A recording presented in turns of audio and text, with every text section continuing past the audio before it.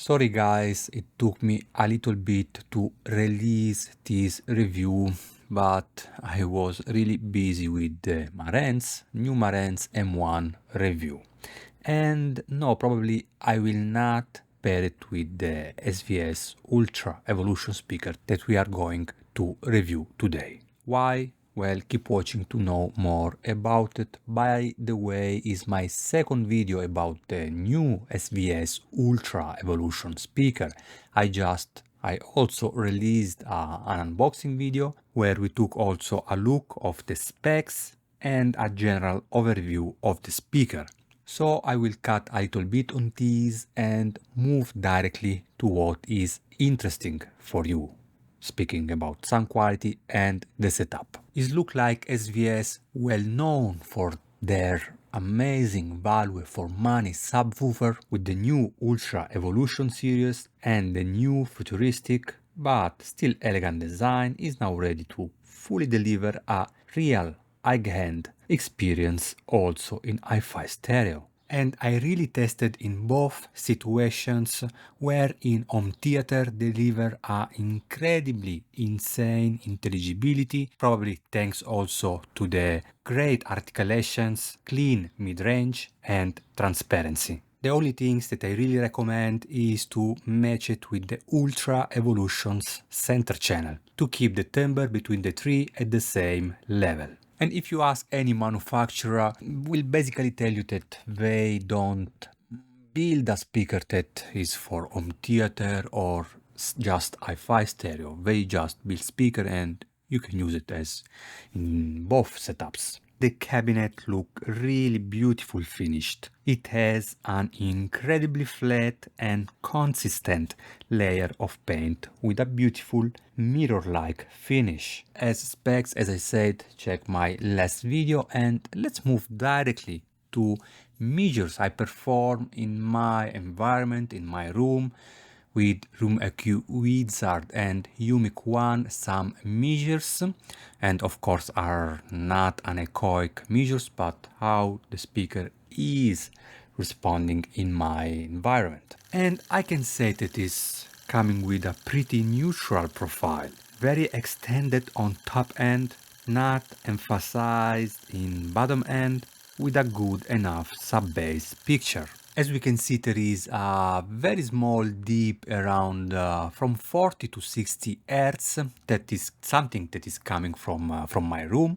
And when the speaker is neutral there, it will give a bass presentations, mid-bass presentations that is very, very neutral and not warm at all. So it's really interesting that SVS chose such a neutral profile. And I was testing the SVS Evolution's Bookshelf speaker connected to different amplifier using as source the Eversolo A6 with an SPL Diamond V2 external DAC. V2 from SPL because it's coming with a new DAC chip, is using the 4493 from AK, if I'm not wrong, where before was the 4490. I'm also using a really beautiful Buchardt stance that I just upgraded with spikes instead rubber fit. The matching with the M5SI was here too clinic for my personal taste and extended in the top end, coming already with a really tight bass where I found myself looking for something more warm and smooth. So I moved to the Audiolab 7000A that is coming with such profile. Is less precise on the bass with less grip but more warm and punchy. And for example, playing a track like Kryptonite 3 Door Down, the 7000A was able to deliver almost a fatigue-free performance. 7000A with this warmness really works so well also for this type of music genre. This track is a little bit bright, especially on top end, and having an amplifier that is a little bit rolled off will really help. That's why I moved to the Master Sound 220 Class A tube amps. Also we review it, I will let in descriptions. And here really I fall in love with this speaker, especially bass drum got this full punchiness and body that was a little bit shy on the Ultra Evolution speaker. The Master Sound 220, it will give you the possibility to use a 4 ohm or 8 ohm speaker output. And after several tests, I prefer the 8 ohms. The mid-range was less in your face. I got a more deep soundstage. Also, bass performance was more warm compared to 4 ohm. And I'm not finished. We'll give you also the possibility to go with triode or pentatone. And I prefer this last one. Again, here I found more authority on the bottom end compared to the triode. And I really was not expecting this, so it's always different. So, each speaker, it will give you different results. Alright, so I don't want to say that it works better with warm amplifier that are coming with a little bit of rolled off top end, but yes, was like that, at least for my taste and for my environment. Of course, you may have different results.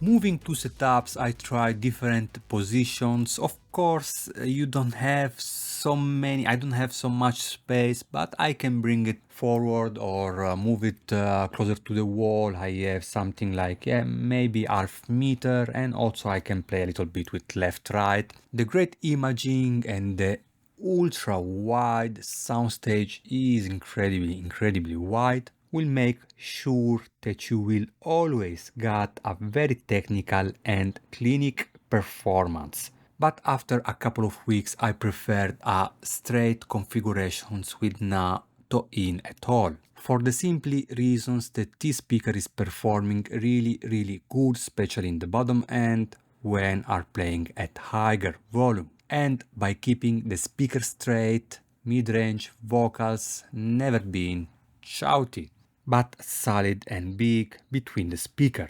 And probably if you are the guy that love listening such speaker in the midnight at low volumes, I'm afraid probably that is not the speaker for you.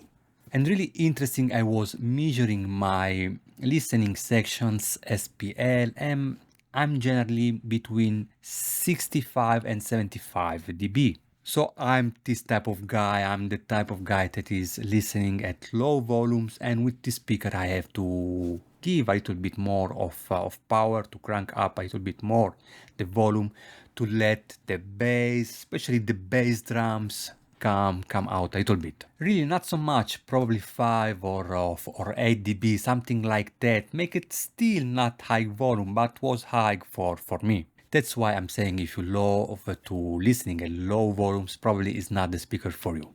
Because you will find yourself crank up the volumes, and it's not really linear. There is a points where you crank up, and the magic will happen with the drums having this authority, this punchiness, this warmness, vocal and instrument really huge and impressive. So it's such a not linear, something like a logarithmic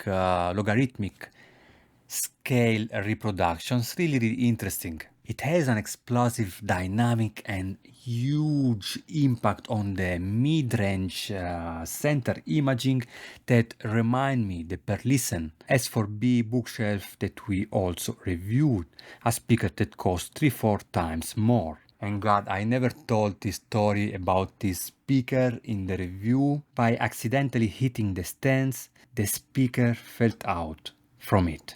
No, I never told this story. That was really a nightmare for me, also because the distributors was not happy about it.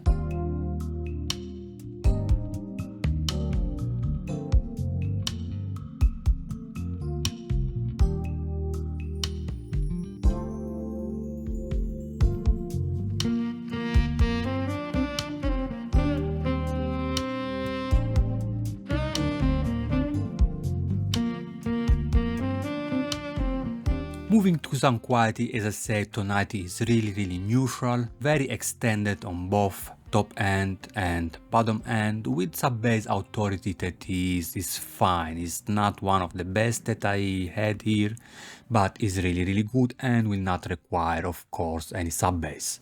Sub-bass? Subwoofer. Top end highly extended but never fatigue. Very detailed, crispy, absolutely any sibilance problem. Also listening for sax and such instruments is it has a really good separations, between instruments, vocals and artists, and but the amount of air is, you will not get extra air, is good enough. Is not, for example, these very airy presentations that I got when I was testing the Peace Audio FR10, coming with a planar magnetic mid-range tweeter. Dexter Gordon, for example, in one of my favorite of all times records, go at low volume sax, like a little bit of body, but when I crank it up a little bit, was incredibly huge. Especially bass drum is the one that need a little bit more of power to shine. It's very transparent and absolutely invisible if well placed. Dynamically is explosive, is playing loud, still remaining very controlled and neutral. It has a timbre, as I said in my first video, on instruments, vocal, especially on vocal, you will notice it, that is a little bit colored, it is a little bit veiled and crispy on some instruments. So there is a touch of colorations, for sure will make strings and cymbals, for example, sounds really refined and crispy. But he really combined it with beautiful tube amps, was giving this richness and warm smoothness that I was looking on instruments like trumpet or violin, for example. Imaging is crystal clear. Also, when I played orchestra music, the soundstage deepness was really extended. I was really impressed. Also for the amount of scale. I mean, when you crank up, this is a speaker that want to rock, to play loud, just to show you guys how powerful it is. Is absolutely not a laid back and sweet reproduction like the Project Box 5S2.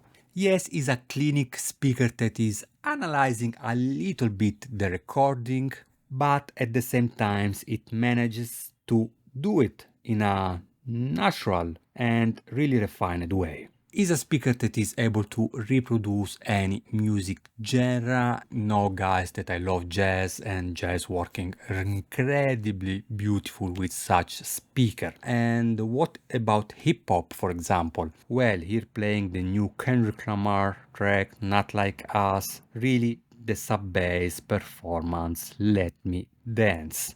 I love this track and I really enjoyed listening through the SVS Ultra Evolution speaker, Kendrick Lamar voice, the intimacy, the analytic presentations was incredibly good, beautiful soundstage, and coming with a sub-bass performance that was really nice. All this for saying that absolutely I never felt the need to have an external subwoofer.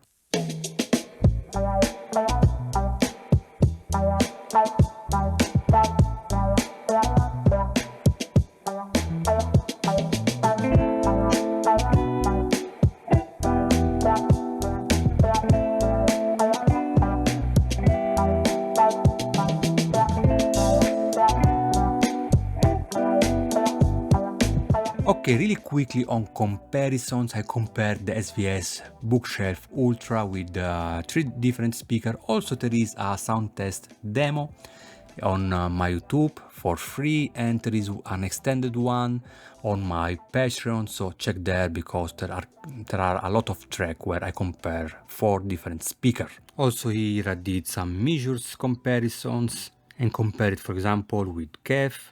Top end is a little bit more dark compared to the SVS extensions, both really neutral on the mid bass, with of course KEF rolling off faster on sub-infrasonic notes. I enjoyed more the LS50 Meta at lower volumes, midnight sections, listening sections. It worked really good, but when it's come to play loud and be dynamic and explosive here, the SVS, I have to say that is another planet. Also KEF on mid-range, on vocal, on instrument is not colored at all. It's really neutral and natural, where SVS will give you a little bit of coloration. Moving to Sonetto 1, that is one of my reference speakers. Didn't test the new one, the G2 yet, but I hope to do it very soon. Here comparing the frequency response, we can actually notice that SVS on the sub bass is more extended compared to the Sonetto, but then we have a more warm mid bass on the Sonus Faber. That's meaning at low volumes drums will come out with a little bit of body, more body. And then we have a less neutral profile on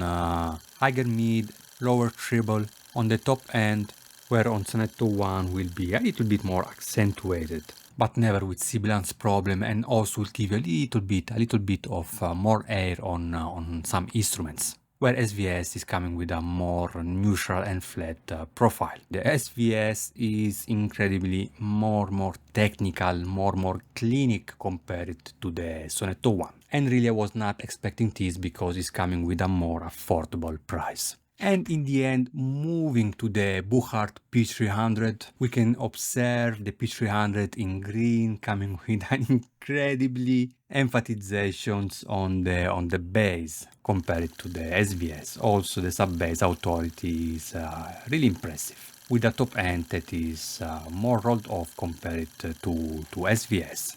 Will not sound as transparent and detailed on the top end, with P300 lacking this sort of crispiness and velvet colorations on vocals that will come with the SVS. And again, I remind you to check my Patreon. There is an extended sound listening demo with Oscar Peterson, Frank Zappa, what else, Sinatra, Toto, Blink-182, Dire Straits, so a lot of track to check.